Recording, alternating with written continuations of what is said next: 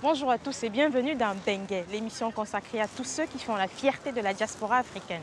Nous avons le plaisir aujourd'hui de recevoir Christine Kelly, journaliste et écrivaine qui officie depuis 8 ans sur la chaîne de télévision LCI à Paris. Mais avant de la retrouver chez elle, je vous propose de regarder son mini-portrait que voici, signé par Dina.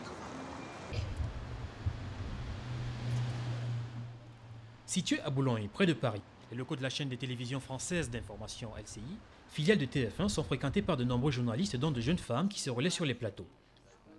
Parmi celles-ci, Christine Kelly, présentatrice de plusieurs éditions quotidiennes au cours de l'après-midi. Cette jolie Française y est arrivée il y a 8 ans, poussée par sa détermination malgré de nombreux obstacles.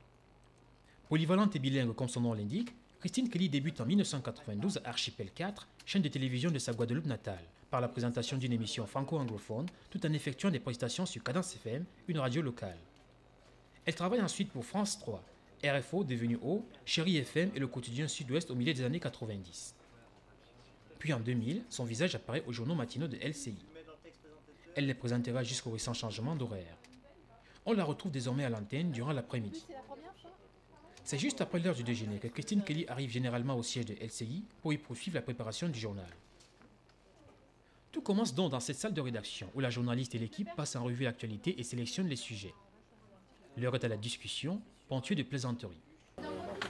Dans Bettencourt. Oui, bon, je te fais confiance quand même là, je pense, non? Non, mais parce que. Donc, moi j'aurais dit. 2 minutes plus tard, le public regarde. Christine Kelly et son. Bientôt le journal, c'est le compte à rebours. Un tour dans la salle de maquillage, puis la présentatrice rejoint le plateau.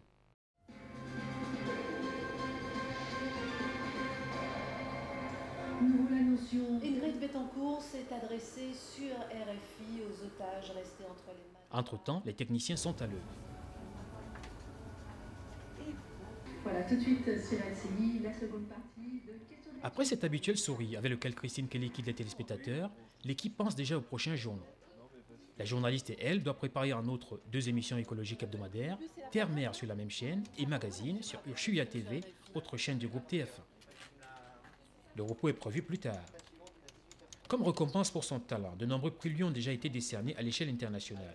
Appréciée par de nombreux téléspectateurs, Christine Kelly n'échappe cependant pas aux critiques de certains qui réclament aux journalistes français plus de liberté de ton. Les prestations de cette fille d'enseignant ne s'arrêtent pas à la télévision, puisque la journaliste est aussi écrivaine. À son actif, 2 ouvrages dont l'affaire Flactif, paru en 2006, où elle révèle les dessous de l'assassinat d'une famille entière en France. Christine Kelly, décidément sur tous les fronts, est très active depuis plusieurs années au sein des associations pour les droits des personnes, ce qui lui a valu un poste de consultante pour l'UNESCO en 2000. On la retrouve constamment en Europe et en Afrique avec la Croix-Rouge. Elle est également présente aux rencontres internationales des réussites africaines et caribéennes. Entre le journalisme sur plusieurs chaînes de télévision, l'écriture des livres et ses activités associatives, difficile de trouver du temps libre pour cette trentenaire européenne aux racines africaines. Bonjour Christine Kelly. Bonjour Hortense. Bienvenue dans Bengue. Bienvenue à la maison. Et merci de nous accueillir chez vous. Avec plaisir. Alors, vous êtes journaliste et écrivaine, un parcours un peu atypique car votre première formation a été plutôt dans le domaine scientifique. Qu'est-ce qui vous a fait changer d'avis et opter plutôt pour du journalisme? Toute une circonstance, toute une loterie de circonstances en fait qui m'ont fait changer de route. Et c'est vrai que lorsqu'on est étudiant, le système éducatif veut qu'on commence dans une voie et on ne finit pas forcément dans cette voie-là. On va faire ses études, une licence en maths physique, voilà, et ensuite on se dit bon, on a envie d'être prof en maths physique, et finalement petit à petit on se rend compte qu'on n'a pas envie d'être enseignante, on a envie de faire autre chose. Finalement, au hasard des circonstances, on a envie de travailler dans une compagnie aérienne. Donc j'ai travaillé dans une compagnie aérienne parce qu'on a envie de gagner sa vie. Ensuite, finalement, on se dit tiens, j'aimerais bien faire autre chose. Pendant les vacances, j'ai envoyé un CV à une petite chaîne télé. J'ai commencé comme ça pour m'amuser et les actionnaires de la chaîne m'ont empêché de quitter la chaîne et c'est la raison pour laquelle j'ai fait de la télévision. Mais ce n'était pas du tout une vocation première, c'est vrai. D'accord. Alors depuis 8 ans, depuis l'année 2000, ça fait 8 ans aujourd'hui que vous présentez sur la chaîne de télévision LCI à Paris. Comment ça se passe? Quelle est votre journée type? Ma journée type, ça dépend des horaires, parce que pendant 5 ans, j'ai présenté très tôt le matin, après on peut changer de tranche, et ça m'a vraiment fatiguée parce que je me réveillais à 2 heures du matin pour arriver à 3 heures, pour présenter mon journal à 6 heures et terminer à 9 heures ou 10 heures, plutôt 10h30 le matin, dormir en journée et me réveiller un peu l'après-midi, coucher tôt le soir, donc pendant 5 ans, je n'avais pas de vie du tout. Ensuite, là, depuis l'année dernière, pendant 1 an et demi, j'ai présenté toute la journée, et c'était passionnant parce que la journée, l'actualité bouge beaucoup, il y a beaucoup de dépêches, beaucoup d'images. En plus, on était en pleine présidentielle, pleine législative, donc c'était absolument passionnant.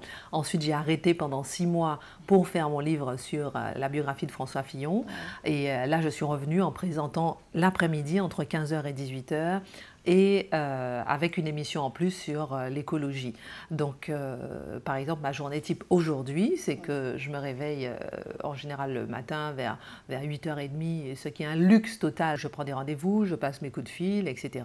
Ou bien je vais à LCI, ou bien je prépare à la maison, ou bien je lis des documents. C'est plus cool maintenant. Ça dépend.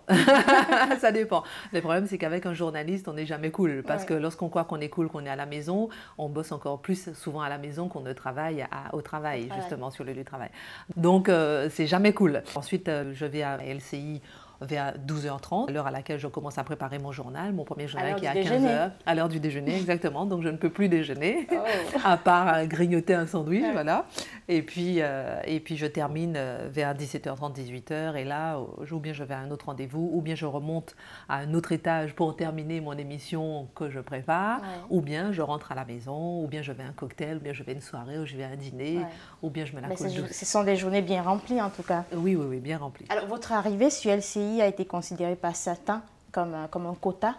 Qu'est-ce que vous pensez justement sur ce système de quotas? La preuve, je pense que ça n'était pas un quota, c'est que je ne suis pas sur une grande chaîne. Je ne suis pas en train de... On m'a jamais utilisé comme alibi sur une grande chaîne en disant, voilà, regardez, on a pris Christine Kelly le quota. Je veux dire, on m'a prise parce que j'étais journaliste et on m'a gardée parce que je suis journaliste. On m'a proposé beaucoup de postes comme quota sur d'autres chaînes et j'ai refusé. J'ai préféré rester sur LCI où on me prend pour mes qualités journalistiques.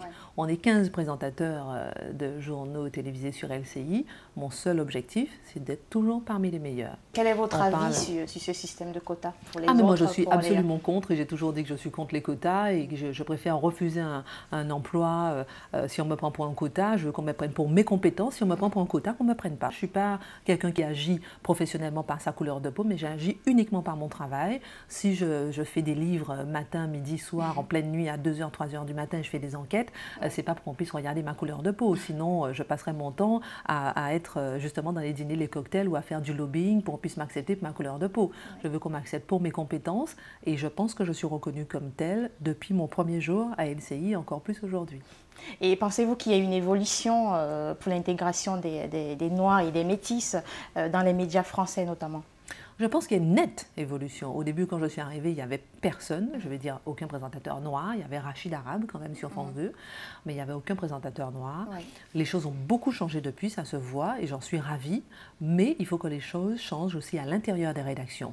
Parce qu'à l'intérieur des rédactions, moi jusqu'à maintenant, je suis la seule noire à LCI.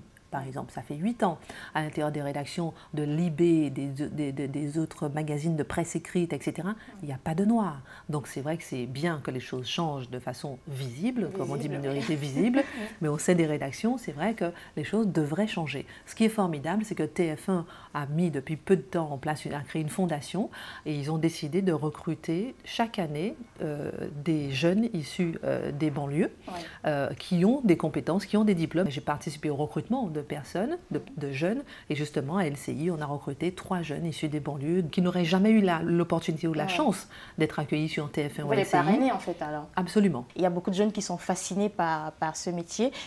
Quels conseils auriez-vous à leur donner? Eh bien, au-delà de la fascination, c'est la professionnalisation pour moi. D'accord?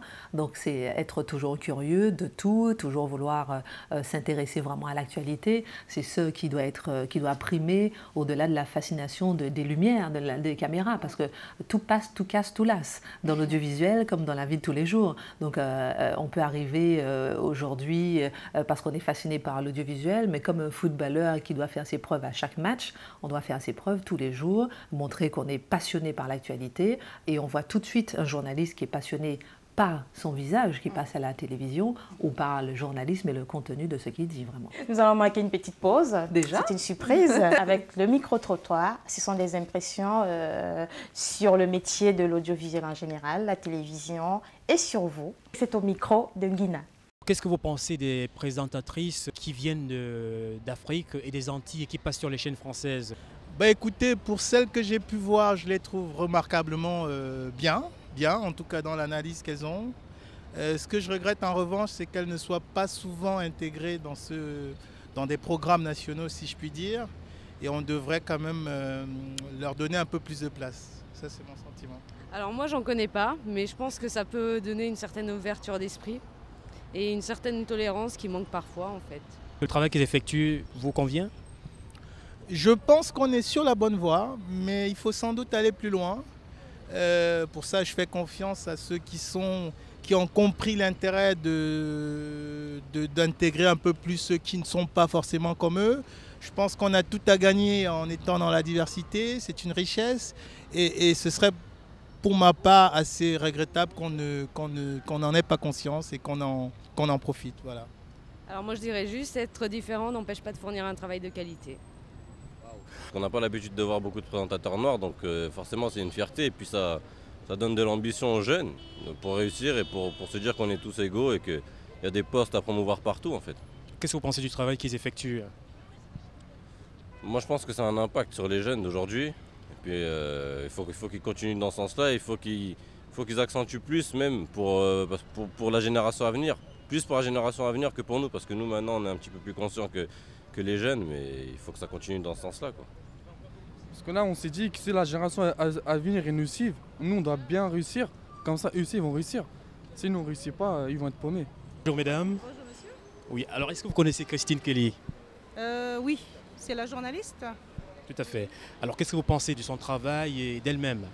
Ouais, elle fait du bon travail. C'est une femme remarquable. Oui, elle revendique en tout cas la culture noire. Oui, elle nous représente en tout cas en tant que pour la diaspora noire. Alors, si vous aviez quelque chose à lui reprocher, ce serait quoi, par exemple? Non, elle a une grande franchise, donc non, ça me convient. Je la connais pas spécialement, donc je ne peux pas lui reprocher quoi que ce soit. En tout cas, en entendant parler, oui, je trouve que c'est une femme remarquable. Alors, si vous aviez un message à son endroit, que lui diriez-vous? De continuer, de rester comme elle est, continuer à promouvoir la culture noire voilà, sur les médias. Vous connaissez Christine Kelly? Oui. Qu'est-ce que vous pensez d'elle, du travail qu'elle effectue et d'elle-même personnellement? Un bon travail. Un travail qui va après porter ses fruits pour la diaspora. Félicitations et dans quelques années, succès pour elle. Alors, est-ce que vous connaissez Christine Kelly? Non, on la connaît pas. Vous n'avez jamais entendu parler d'elle? Non, pas spécialement, non. Non, je la connais pas. Non. Pas tellement. Ah oui, je l'ai vaguement vue. Très jolie. Alors, qu'est-ce que vous pensez de ce qu'elle fait, du travail qu'elle effectue? Je pense que déjà avoir une place dans le journalisme, c'est très bien. C'est très bien pour nous, en tant que communauté étrangère. Et je pousse vivement tout le monde à le faire, en fait. Alors, si je vous demandais si vous avez quelque chose à lui reprocher, par hasard, ce serait quoi? Elle devrait changer sa coupe de cheveux. Non, j'ai pas spécialement quelque chose à lui reprocher. Et si vous avez un message à son endroit, ce serait lequel? Rester comme elle est et puis continuer à progresser et montrer l'exemple à tout le monde en fait pour nous donner espoir à tous. Vos impressions après ce que vous venez de voir? C'est une jolie surprise, merci Hortense, merci Nguina aussi. J'espère que ça n'a pas été trop difficile pour trouver quelqu'un qui me connaissait. Mais c'est très encourageant, en tout cas ça me va droit au cœur. Et puis quant à ma coupe de cheveux, vous lui direz, dites à Nguina de dire à la jeune femme que mon patron ne veut pas que je change de coupe de cheveux. Ça voilà. C'est pour notre petit secret entre nous. Voilà. Le message est passé.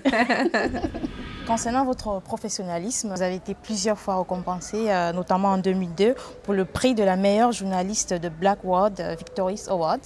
Et en 2003, le prix de la European Federation of Black Women Business in London, à Londres, et bien d'autres. Que représentent pour vous ces distinctions? À la fois rien, à la fois tout. Rien parce que voilà, c'est juste un prix et ça ne change rien à ma carrière et je le prends en toute humilité. Et à la fois tout parce que c'est une sorte de reconnaissance à la fois professionnelle, journalistique par rapport au travail que j'ai effectué, mais aussi une reconnaissance dans le monde noir, le monde de notre communauté, que je l'ai pris donc comme un signe d'encouragement, comme une récompense, un signe d'encouragement. Par exemple, à Londres, le prix que j'ai reçu à Londres, il m'a été remis par une présentatrice noire qui officie sur Sky News. Et c'était une façon de dire, voilà, vous êtes la première noire au niveau national en France. Voilà, on tient à saluer ce geste pour que ça puisse continuer dans ce sens-là. Ouais. Donc c'est vrai que je l'ai pris pour moi, je l'ai pris aussi pour la communauté noire, je l'ai pris comme un encouragement, mais je l'ai pris aussi avec beaucoup d'humilité parce que il faut continuer et ne pas regarder les prix et les porter comme un drapeau, en fait. Voilà. Outre votre métier de journaliste, vous êtes aussi écrivaine. 2 livres, 2 œuvres à votre actif, notamment l'affaire Flactif, qui a fait sensation. J'ai mis 2 ans à l'écrire. C'est une enquête sur toute une famille qui a été assassinée dans des conditions atroces au Grand Bornand, en Haute-Savoie, par un voisin jaloux qui voulait juste récupérer leur chalet. Ça m'a passionné de voir la jalousie entre 2 hommes, jusqu'où peut aller la jalousie et disséquer un peu l'être humain. Et ça m'a toujours passionné de regarder un peu ce qu'il y a à l'intérieur de l'être humain. Et pareil pour François Fillon, j'ai décidé de faire cette biographie sur lui parce que lorsqu'il a été nommé Premier ministre, il y avait plus de 50 livres, maintenant plus de 80 sur Nicolas Sarkozy, aucun sur François Fillon. Et pourquoi François Fillon? Pourquoi pas un autre politique? Il n'y avait aucun livre sur lui. Personne ne savait qui il était. Tout le monde se disait, mais c'est qui ce Premier ministre qu'on nous a mis? François Fillon, mais c'est qui? Nicolas Sarkozy, on le connaît, mais François Fillon, c'est qui? Tout le monde se posait la question. J'ai voulu répondre à cette question que tous les Français se posaient, fouiller dans son enfance, enquêter dans son village natal, rencontrer ses adversaires. Cette enquête a permis aux Français de découvrir qui est leur Premier ministre aujourd'hui et comment un François Fillon et un Nicolas Sarkozy, qui ont 2 personnalités complètement opposées, sont complémentaires et peuvent s'entendre pour gouverner la France. Et le 3e en préparation? Alors c'est un livre sur William Gallas, le capitaine de foot de l'équipe d'Arsenal, et c'est lui qui m'a demandé de retracer un petit peu son parcours, ses différentes étapes en tant que footballeur et montrer à quel point c'est pas aussi facile qu'on le croit. Donc là je suis un petit peu son parcours et je vois à quel point c'est quelqu'un qui a été de la promotion de Thierry Henry, Jérôme Roten, et finalement chaque jour, chaque match, il a dû faire ses preuves, à chaque fois il a dû travailler pour se faire accepter, respecter, progresser, tout le temps se mettre en danger. Et c'est incroyable parce qu'on ne peut pas imaginer qu'un footballeur a une telle pression au quotidien pour pouvoir donner un rendu positif au moins à ses supporters. Donc je suis en plein dedans et pendant, voilà, je suis à fond. Des journées bien remplies. Qu'est-ce que vous faites en dehors du journalisme, de l'écriture? Rien. Rien. Mais en dehors de ça, qu'est-ce que je fais? Je vois ma famille, ma soeur. Pour me détendre, je travaille sur autre chose. Enfin, il y a des gens comme ça, il y a des gens qui ont besoin de se détendre, il y a des gens qui ont besoin de travailler sur autre chose. Voilà, moi, une boulimie du travail. Une boulimie du travail, j'aime bien travailler, toujours travailler sur autre chose. Un peu de vacances de temps en temps, bien sûr. Mes parents, je les vois régulièrement, un petit week-end en Guadeloupe pour aller les voir. Et puis la musique, oui, régulièrement, ou bien du jazz, ou bien Gilles Scott, ou bien Erykah Badu. Enfin, voilà. Alors, quel est le clip que vous choisiriez actuellement qui vous fait plaisir? Le clip qui me ferait plaisir? Je ne sais pas. Celui que vous voulez. Du zouk alors? Ah, du zouk, j'adore. Avec grand plaisir. C'est parti avec un clip de zouk pour faire plaisir à Christine Kelly.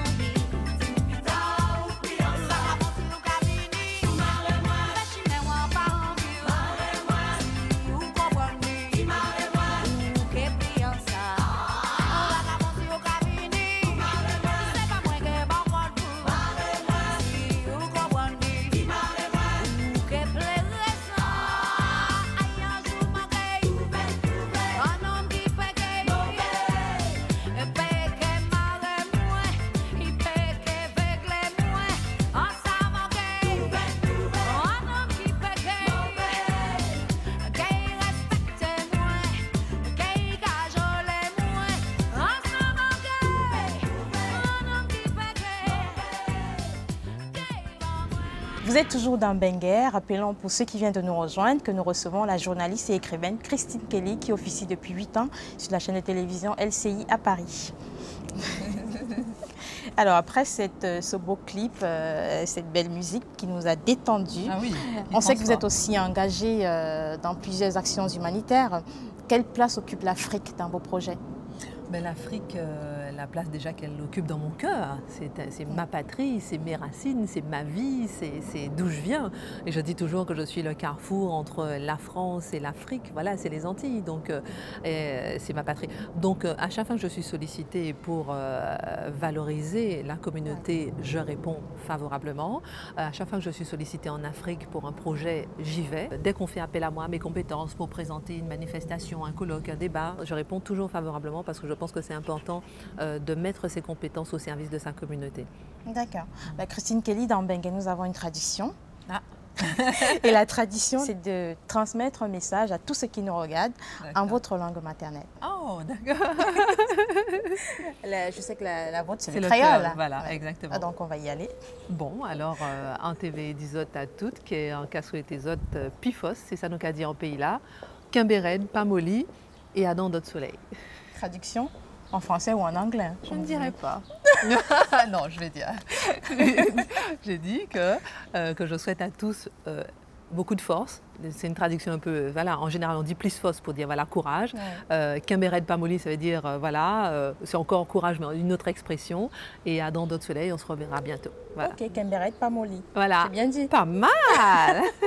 Pas mal en France. Merci Christine Kelly. Merci, c'était un vrai plaisir. Merci à vous téléspectateurs de nous avoir suivis. Pour nous contacter, vous pouvez nous écrire à l'adresse mail suivante benguer8p@yahoo.fr. Au plaisir de vous retrouver très bientôt. D'ici là, portez-vous bien.